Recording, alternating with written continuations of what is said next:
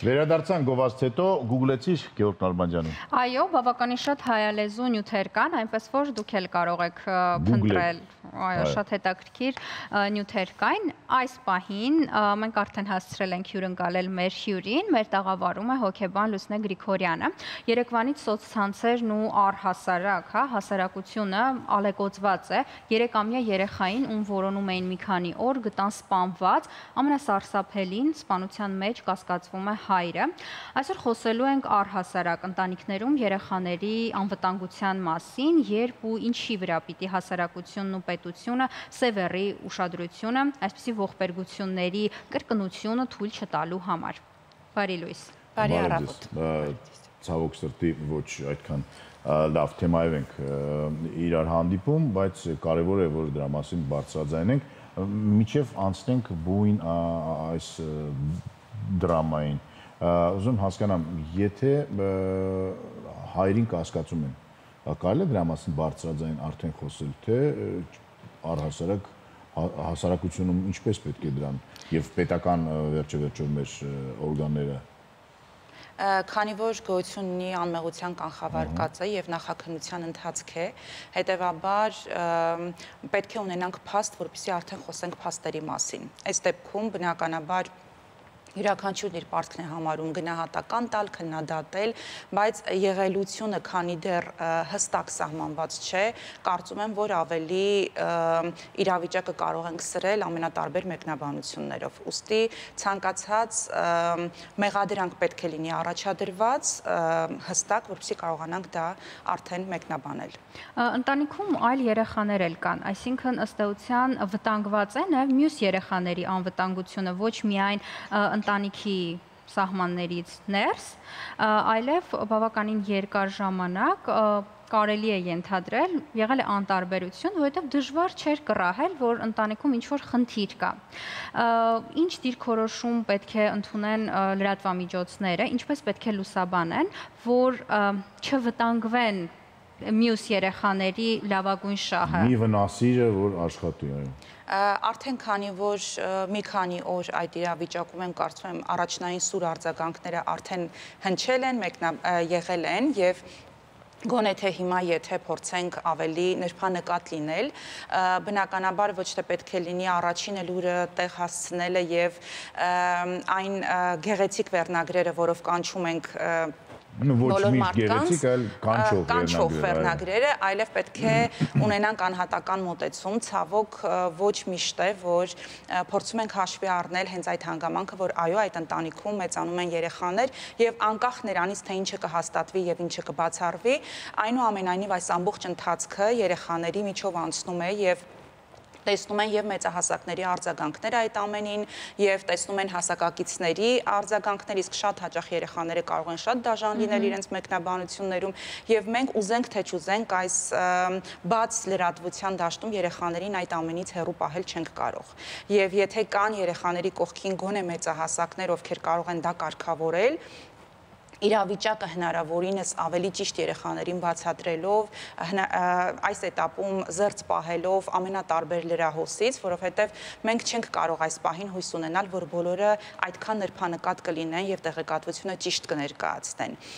Միակ բանը երևի թե այս պահին երեխաներին դեռևս զերծ պահելն է ինֆորմացիայից, հետագայում պարտադիր դրան անդրադառնալու պայմանով, որովհետև եթե մենք երեխաներին ինչ-որ բան չենք բացատրում, ապա թողնում ենք անորոշության դաշտ, իսկ երեխաները դա լրացնում են իրենց երևակայությունը։ Ես հասկանում եմ, որ միգուցե սա ինչ-որ հոլիվուդյան, այսպես ասած, պատկերացում է կյանքի մասին, բայց շատ ֆիլմերում, շատ վեպերում ես կարդացել, ֆիլմերում դիտել եմ, վեպերում կարդացել եմ, որ եթե այսպիսի բան հանկարծ տեղ ունենա Ամերիկայի Միացյալ Նահանգներում, շատ դեպքերում այդ ընտանիքին վերցնում են, փոխում են նրանց անուն-ազգանունը եւ այլն, տանում են, չգիտեմ, Կալիֆոռնիայից Ալյասկա կամ Յուտա նահանգ եւ նրանք այնտեղ բնակվում են եւ ոչ մեկ ոչ մի բան չի իմանում։ Բարձր որ մեր պայմաններում այդպիսի բան անհնար է անել եւ անգամ մտածել դրա մասին չի կարելի։ Բայց եկեք հասկանանք, որ մեր հասարակության մեջ լինում են տեղի ունենում այսպիսի ցավալի դեպքեր եւ փաստեր։ Ինչպես պետք է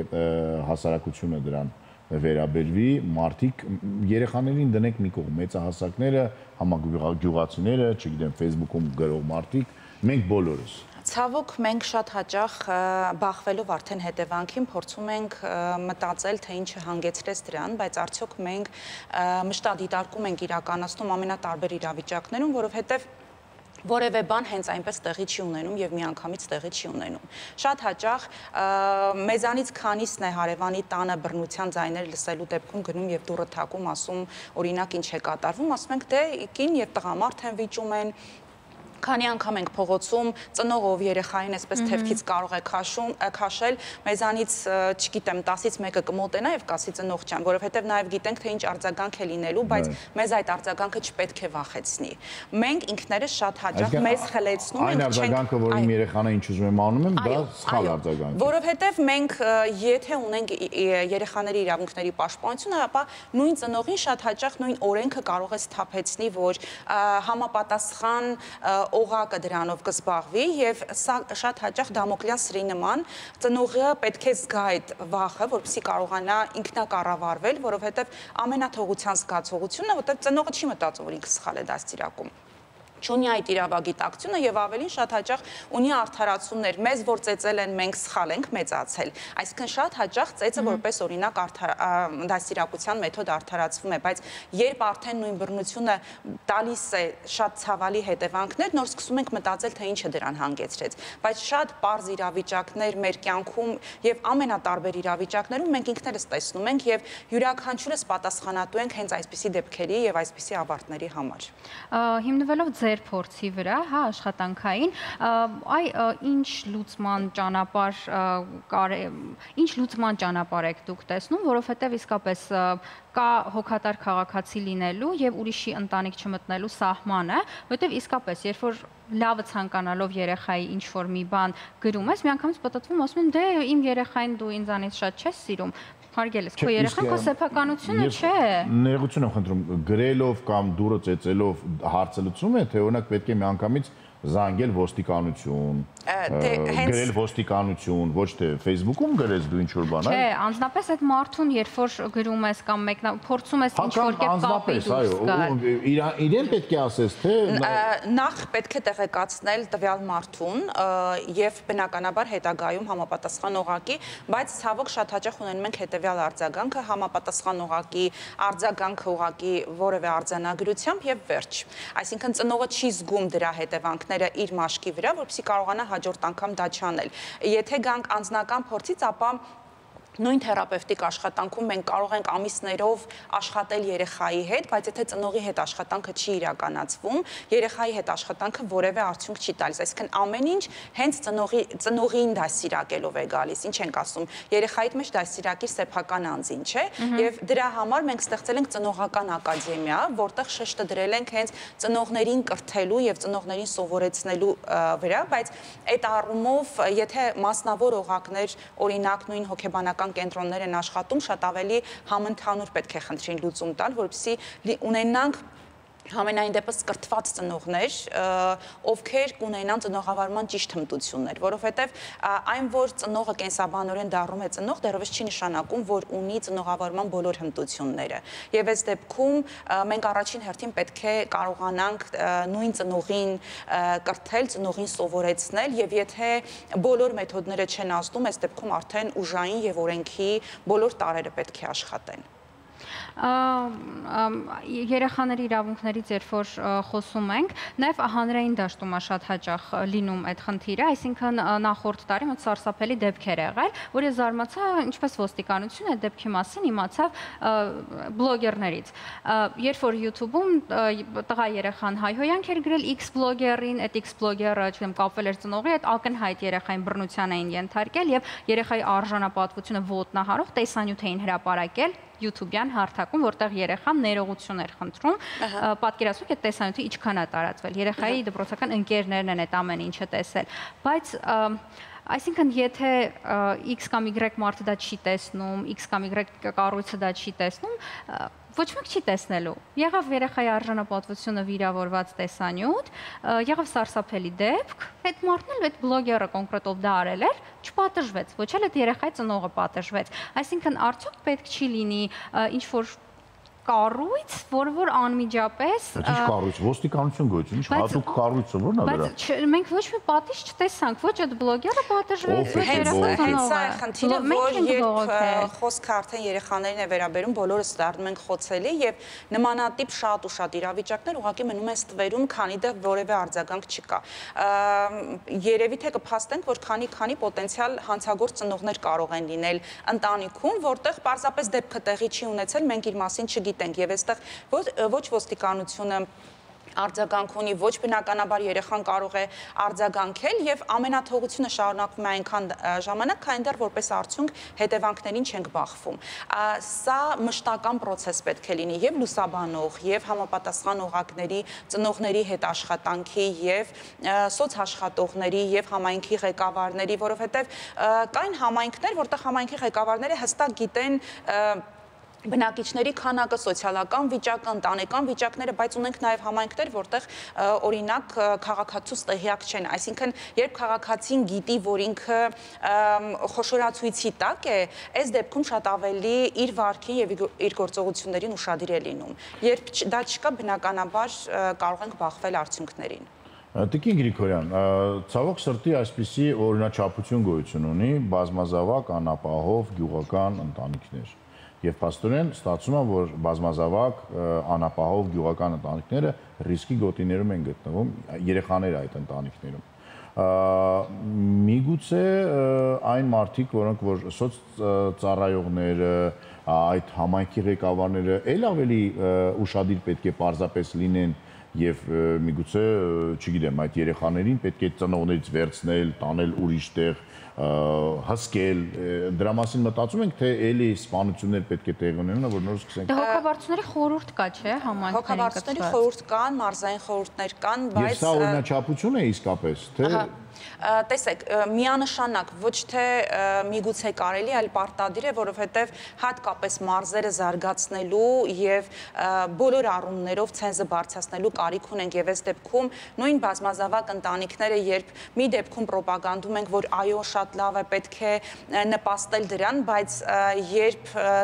պարզապես այդ բազան չի ստեղծվում նպաստելու համար, որովհետև եթե ընտանիքը լիարժեք է, եթե ծնողները ունեն այն բոլոր մինիմալ պայմաններ, ինչի համար երեխաներին կարող են տալ ճիշտ քաղաքացի մեծացնելու համար, բնականաբար բազմազավակ ընտանիքը ամենալավ բանը, որը կարող է լինել, բայց մենք տեսնում ենք բազմազավակ ընտանիքներ, որտեղ երեխաները մեծանում են եւ կրթական ցենզի խնդրով եւ առողջական խնդիրներով, որովհետեւ նախ ծնողները չունեն այդ իրավագիտակցությունը, որպիսի ամենայն պատասխանատվությամբ երեխաներին ունենան։ Ավելին, շատ հաճախ բազմազավակության հիմքում կա պետությունից միանալու գումար ստանալու համար, որ առանց հեռատես մտածելու, որ այդ գումարը ընդհանրապես որոշակի ժամանակահատվածում այլևս չի լինելու եւ այդ երեխան ուղղակի մնում է բախտի կմահաճույքին։ Այս դեպքում առաջին տեղում մենք հաճախ դնում ենք պատասխանատվությունը ծնողի վրա, բայց ծնողը չունի այդ իրավագիտակցությունը, ծնողը չի կարող եւ շատ հաճախ մենք կարող ենք բախվել զարգացման խնդիր ունեցող ծնողների, կրթության հատուկ կարիք ունեցող ծնողների, ովքեր ունենում են հենց նույն խնդրով առանձնահատկություններ ունեցող երեխաներ, ծնողներ, ովքեր ունեն հոգեկան առողջության հետ ունեցող խնդիրներ եւ հետեւաբար երեխաները ունենում են նմանատիպ խնդիրներ եւ այս ամենը ոչ թե ծնողի վերահսկողության պետք է թողնել, այլև համապատասխան օղակների խիստ հսկողության տակ պետք է լինի։ Իսկ դրա մասին բարձրաձայնում են ինչ որ շարժ կա, թե էլի Ես կարող եմ ասել մեր մասով եւ անընդհատ բարձրաձայնվող խնդիրներով, բայց մենք ուզում ենք լսել այն, ինչ լսում ենք եւ միանշանակ չենք կարող ասել, որ առհասարակ ոչինչ չի արվում, բայց խնդիրը միգուցե այնքան խորքային է, որ օվկիանոսում մի կաթիլ է դա թվում եւ աշխատանքը շատ ավելի քիչ է լինում եւ նմանատիպ դեպքերը մեզ գալիս են համոզելու, որ շատ ավելի մեծ ուշադրություն դրան պետք է դարձնել։ Եվ սրա տրամաբանական շարունակությունը Չէ՞ որ գյուղական համայնքներում մարդիկ շատ ավելի մտերիմ են իրար հետ, խառնվող են իրար հետ, բոլորը բոլորի մասին ամեն ինչ գիտեն։ Իսկ այս դեպքում մենք տեսնում ենք, որ անտարբերությունը կամ ջայլամի այդ մտածելակերպն է, որ ես գլուխս ավազի մեջ եմ, չեմ տեսնում որ ոչինչ չկա։ Այսինքն այդ գյուղում մարդիկ քայլում են իրենցից հարցազրույց են, ոչ մենք չենք տեսել, չենք իմացել, ստում են պարզապես Դե հենց սա է, որ մտերմությունը եւ հոգատարությունը երևի թե զուգահեռներ չեն այս դեպքում, այսինքն մտերմություն են անում, բայց խնդրին լուծում տալը կարծես թե դիմացնի համար վատամարդ դառնալն է։ Դա նաեւ կարծրատիպ է, չէ՞, մեզ մոտ։ Ամենավատ բառերով կարող են դա բնորոշել, գործ տալ ինչ որ մեկի համար եւ դա մարդուն իր կարծրատիպերից ելնելով սահմանափակում է։ Այսինքն ես իմ պարտքը չեմ համարում հենց նույն երեխայի լավագույն շահը անկախ նրանից թե ինչպիսի հարաբերություններ կվատանան ծնողների հետ, այլև ես պահպանում եմ իմ մտերմությունը եւ արջի ծառայություն եմ ուղակի մատուցում եւ բնականաբար այո ստում են, որովհետեւ պատի գտնվող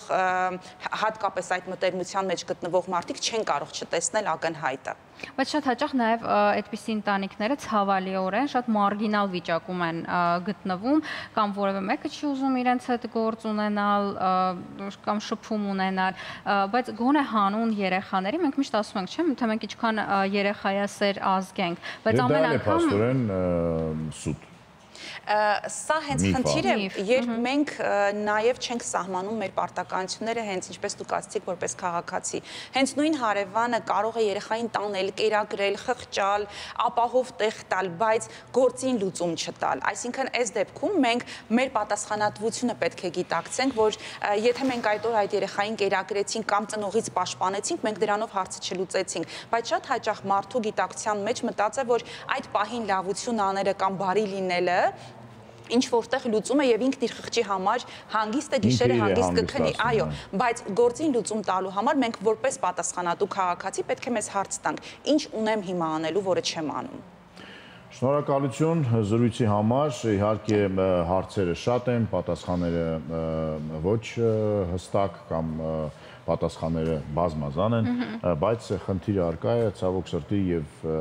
այս դեպքում եւս մեկ անգամ կարող եմ ասել, որ գոյություն ունի այդպիսի բան, չէ, ասում են իսպանական ամոթ։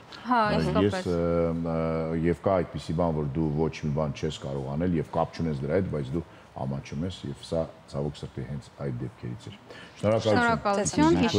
Հիշեցնեմ, որ մեր տաղավարում հոգեբան Լուսինե Գրիգորյանն էր, այս պահին Գովազդ Շանթի եթերում։ Մնացեք մեզ հետ։